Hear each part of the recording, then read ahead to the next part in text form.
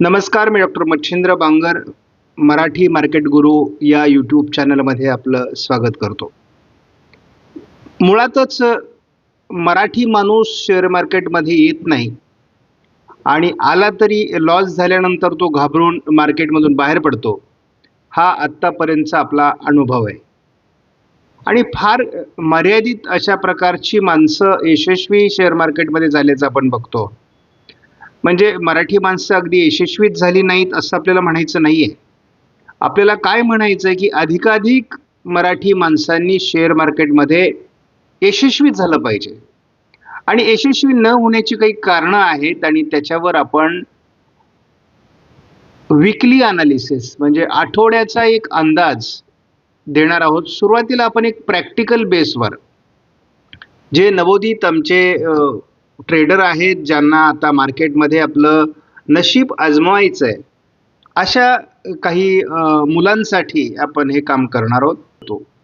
आता आपण या ठिकाणी काही महत्त्वाच्या बाबी शिकणार आहोत आणि ती पहिली जर बाब कुठली असेल तर आपल्याला एखादा चार्ट सिलेक्ट कसा करावा. तर आपण इथे सुरुवातीला वरती बघतो, आपण या ठिकाणी बघतो, या ठिकाणी आपल्याला सेन्सेक्स दिसतोय, या ठिकाणी निफ्टी आहे आणि या ठिकाणी बँक निफ्टी आहे, बँकेक्स आहे, तर या ठिकाणी बँक निफ्टी आहे. फार आपण पुढे जाणार नाही. सध्या आपण केवळ निफ्टी या एकाच इंडेक्सवर थांबणार आहोत आणि याचा एक वीकली ॲनालिसिस आपण एखाद महिना देणार आहोत. त्याचा किती आमच्या ट्रेडर्सला, सबस्क्रायबर्सला फायदा होतो ते आपण बघणार आहोत आणि आपण नंतर यामध्ये डीप जाण्याचा प्रयत्न करणार आहोत. सध्या निफ्टी 50 हे साधारणपणे 22,897.25 या ठिकाणी या पॉईंटला येऊन थांबलेला आहे आणि या इंडेक्सचं रेड अशा प्रकारे त्या ठिकाणी आकडा दाखवला आहे. याचा अर्थ मार्केट हे निगेटिव्ह साईड गेलेलं आहे आणि आपण जर या ठिकाणी ग्रीन अशा प्रकारचा कलर बघितला असता तर आपल्याला साहजिकच मार्केट पॉझिटिव्ह साईड आहे असं म्हणता आलं असतं. ही बेसिक गोष्ट आहे. आता या समोरच्या मॅपमध्ये आपण काही गोष्टी ॲड केलेल्या आहेत आणि त्या समजून घेणं आधी आवश्यक आहे. पहिली गोष्ट आपल्याला समजून घ्यायची आहे टाईम फ्रेम. आपण या ठिकाणी साधारणपणे बघतो की टाईम फ्रेम दिलेली आहे. आपण या टाईम फ्रेमचा बदल करणार आहोत. या ठिकाणी जर आपण 15 मिनिटाची टाईम फ्रेम घेतली तर आपला मॅप पूर्णतः बदलतो आणि कधी पण वीकली ॲनालिसिस करण्याकरता आपल्याला वन डेचं सुरुवातीला ॲनालिसिस घेणं आवश्यक आहे. आपण या ठिकाणी एका दिवसाचा टाईम फ्रेम घेतलेली आहे. कधी कधी ती एक आठवड्याची घेतली जाते तर कधी महिन्याची घेतली जाते. कारण आपण जर या ठिकाणी बघितलं, या ठिकाणी आपल्याला 1 day, 5 day, 1 month, 3 month, 6 month, 1 year, 5 year अशा प्रकारच्या टाईम फ्रेम दिलेल्या आहेत. आता या ठिकाणी आपल्याला ह्या गोष्टी एखाद्या ट्रेडमध्ये, स्टॉकमध्ये जर ॲनालिसिस करायचं असेल आणि तो लॉंग टर्म करायचा असेल तर मात्र आपल्याला याची गरज पडते आणि आपण ऑप्शनमध्ये फार तर एखाद्या स्टॉकच्या एक्सपायरीपर्यंत थांबतो आणि यामध्ये 2 गोष्टी असतात.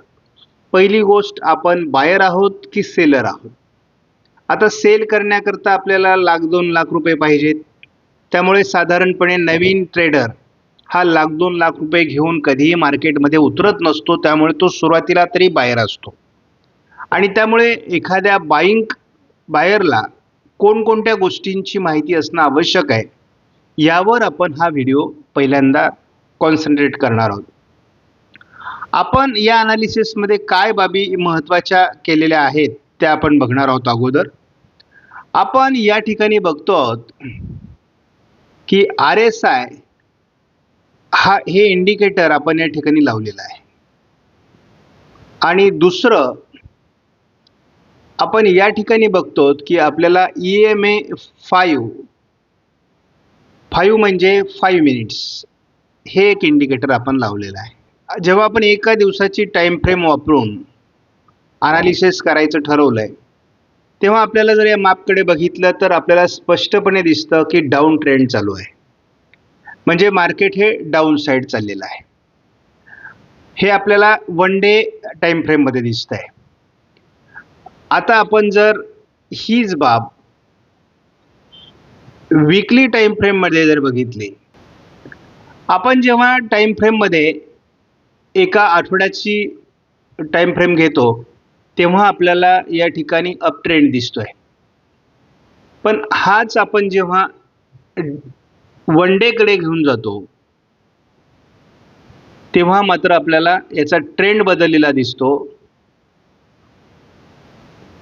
आणि या ठिकाणी हा डाऊन ट्रेंड झालेला दिसतो.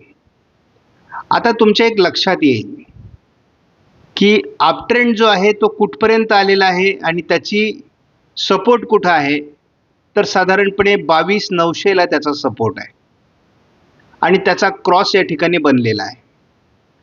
त्यामुळे आपण एक लक्षात घेऊ शकता की इथून मार्केट डाऊन साईडच जाईल असं नाही, तर ते अपसाईड पण जाऊ शकतं, हे आपल्याला लक्षात घेतलं पाहिजे.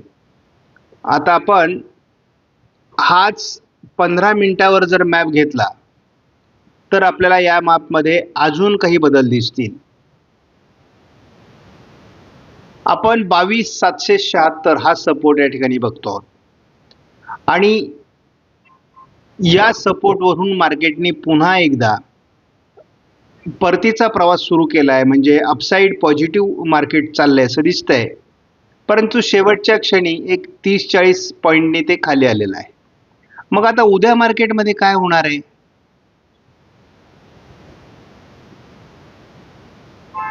उद्या मार्केटमध्ये काय होणार आहे हे देखील आपल्याला बघितलं पाहिजे. आता आपण या ठिकाणी दोन इंडिकेटर जे लावलेले आहेत ते एक EMA लावलेला आहे आणि एक RSI लावलेला आहे.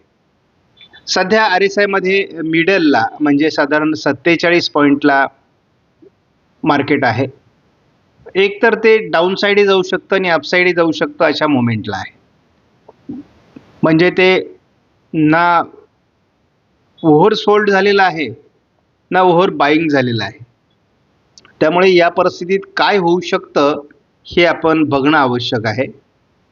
आता आपण सुरुवातीला आपला जो अनालिसिस आहे हा 15 मिनिटाच्या टाइम फ्रेमवर बघतो, तर या ठिकाणी मार्केटचा स्ट्रॉंग सपोर्ट हा साधारण 22,776 आहे आणि या ठिकाणाहून मार्केटने पुन्हा उलटी मूव पॉझिटिव्ह साईड सुरू केलेली आहे. उद्या मार्केट कुठे ओपन होतं आणि मार्केट कोणत्या साईडला जातं यावर संपूर्णपणे खेळ अवलंबून असतो. कारण कधी कधी एखादी न्यूज येते आणि त्या न्यूजनुसार मार्केट कधी डाऊन साईड तर कधी मार्केट अपसाईड देखील ओपन होतं.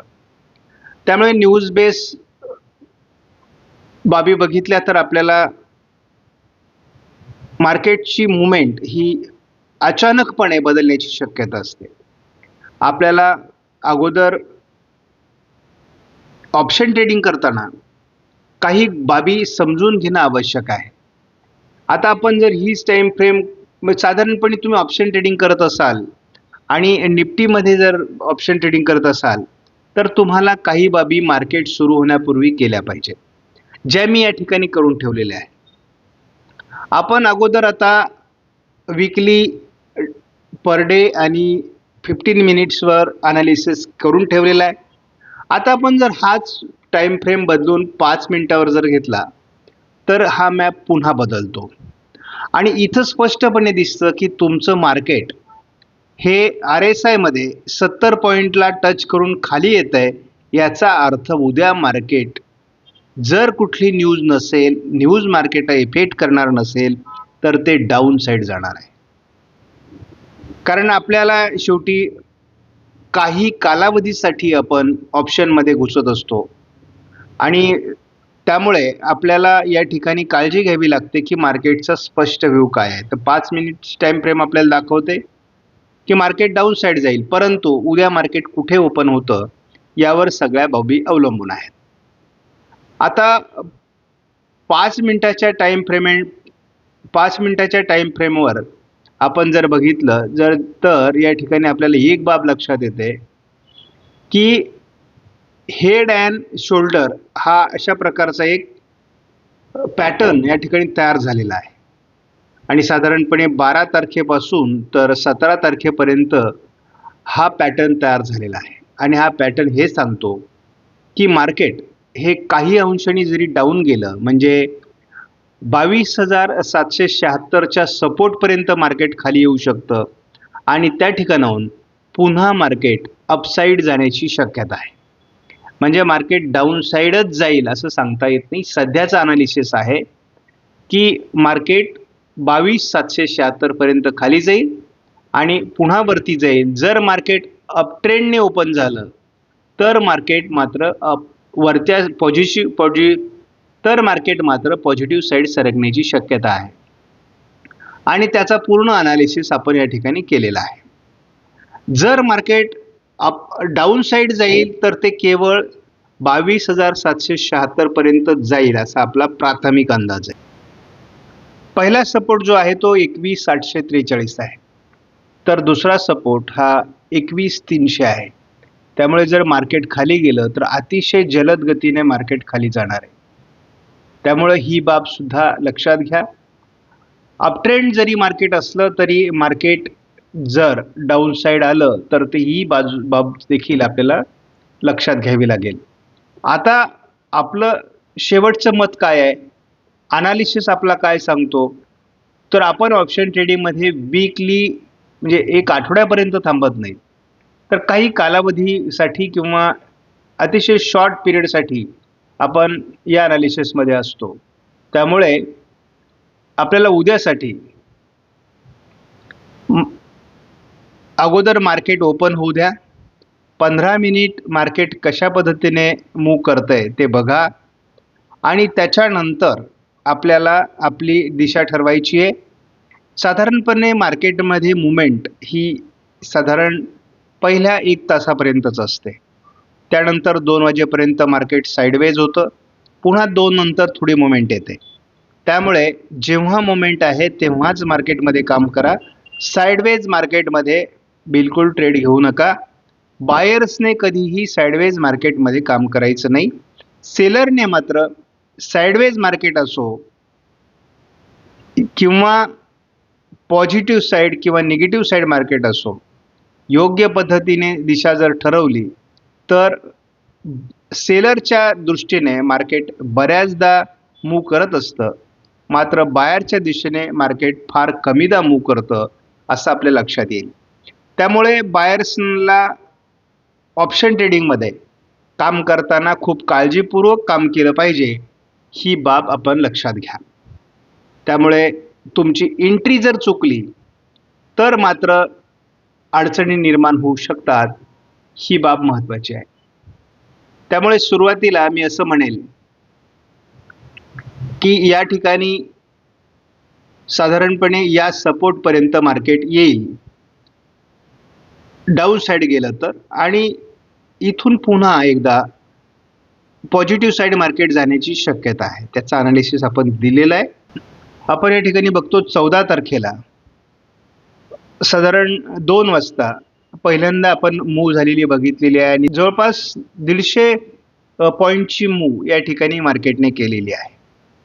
त्यामुळे आपल्याला अशा प्रकारच्या मूव्ह पकडता आल्या पाहिजेत आणि तरच आपण प्रॉफिट कमवू शकतो.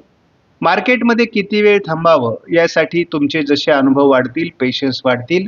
प्रॉफिट हे पेशन्सशिवाय मिळत नाही. त्यामुळे आपण याविषयी आणखी डीपली अनालिसिस देणार आहोत, परंतु उद्या आपला अंदाज अनालिसिस फायनल आहे. सारांश स्वरूपात सांगतो, 22,776 या सपोर्टकडे मार्केट येण्याची शक्यता आहे. न्यूज बेसमध्ये जर मार्केट अपसाईड ओपन झालं तर मात्र पॉझिटिव्ह साईड मार्केट जाईल आणि जर मार्केट डाऊन साईड ओपन झालं तरी देखील ते सी साईड जाणार आहे. त्यामुळे सी काय आणि पी काय, तर ग्रीन कॅन्डल ही मध्ये आपल्याला एंट्री करण्याकरता सी हा ऑप्शन घ्यावा लागतो आणि जेव्हा मार्केट डाऊन साईड जातो तेव्हा आपण पी हा ऑप्शन घेत असतो. त्या संदर्भातील स्वतंत्र व्हिडिओ आपण पुढील एखाद्या अनालिसिसमध्ये घेणार आहोत. आपणास व्हिडिओमधील माहिती महत्त्वपूर्ण वाटल्यास चॅनलला सबस्क्राईब करा. धन्यवाद. जय हिंद. जय महाराष्ट्र.